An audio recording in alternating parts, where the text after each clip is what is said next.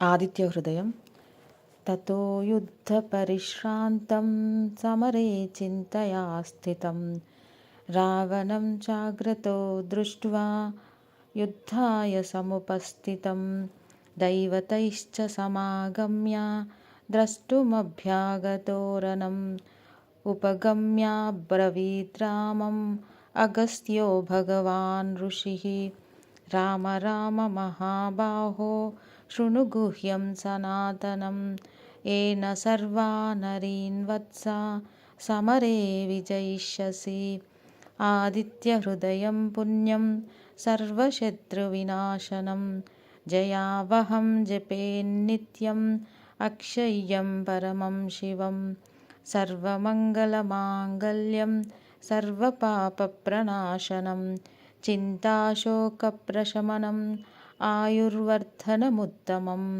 रश्मिमन्तं समुद्यन्तं देवासुरनमस्कृतं पूजयस्व विवस्वन्तं भास्करं भुवनेश्वरं सर्वदेवात्मको ह्येष तेजस्वी रश्मिभावनः एष देवासुरगणान् लोकान् पाति गभस्तिभिः एष ब्रह्माश्च विष्णुश्च शिवस्कन्दः प्रजापतिः महेन्द्रो धनदकालो यमः सोमो ह्यपाम्पतिः पितरो वसवः साध्या ह्यश्विनौ मरुतो मनुः वायुर्वह्निः प्रजाप्राणः ऋतुकर्ता प्रभाकरः आदित्यः सविता सूर्यः खगपूषा गभस्तिमान् सुवर्णसदृशो भानुः हिरण्यरेता दिवाकरः हरिदश्वः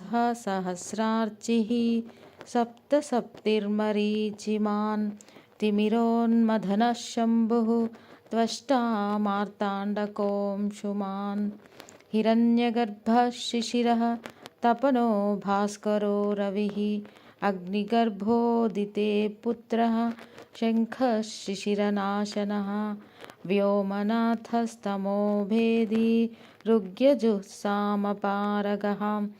घनावृष्टिरपां मित्रः विन्ध्यवीधिप्लवङ्गमः आतपी मण्डली मृत्युः पिङ्गलः सर्वतापनः कविर्विश्वो महातेजा रक्तः सर्वभवोद्भवः नक्षत्रग्रहताराणाम् अधिपो विश्वभावनः तेजसामपि तेजस्वी द्वादशात्मन्नमोऽस्तु ते नमः पूर्वाय गिरये पश्चिमायाद्रये नमः ज्योतिर्गणानां पतये दिनाधिपतये नमः जयाय जयभद्राय हर्यश्वाय नमो नमः नमो नमः सहस्रांशो आदित्याय नमो नमः नम उग्राय वीराय सारंगाय नमो नमः नमः पद्मप्रबोधाय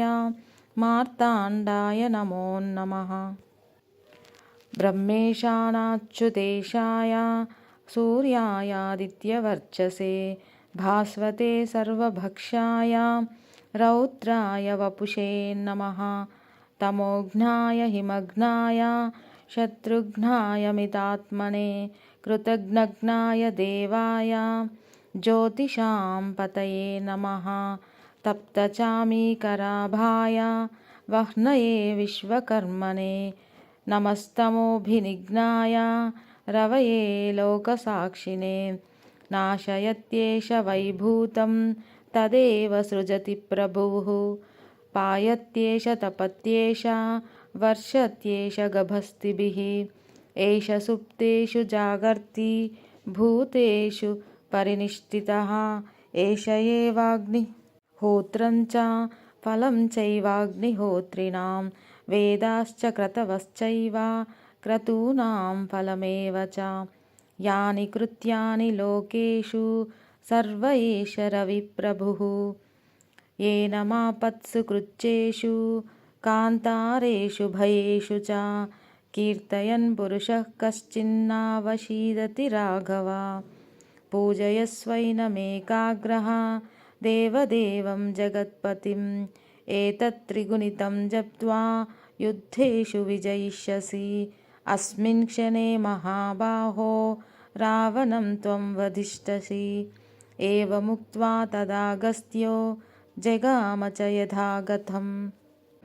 एतच्छ्रुत्वा महातेजाः नष्टशोकोऽभवत्तदा। धारयामास सुप्रीतः राघवः प्रयतात्मवान्। आदित्यं प्रेक्ष्य जप्त्वा तु परं हर्षमवाप्तवान्। त्रिराचम्य शुचिर्भूत्वा धनुरादाय वीर्यवान्। रावणं प्रेक्ष्य हृष्टात्मा युद्धाय समुपागमत्। सर्वयत्नेन महता वधे तस्य द्रुतोऽभवत्। अतरविरवदन्निरीक्ष्यं रामं मुदितमनाः परमं प्रहुष्यमानः। निशिचरपतिसंक्षयं विदित्वा सुरगणमध्यगतो वचस्त्वरेति। इत्यार्षे श्रीमद् रामायणे वाल्मीकिये आदिकाव्ये युद्धकाण्डे 5अधिकशततमः सर्गः।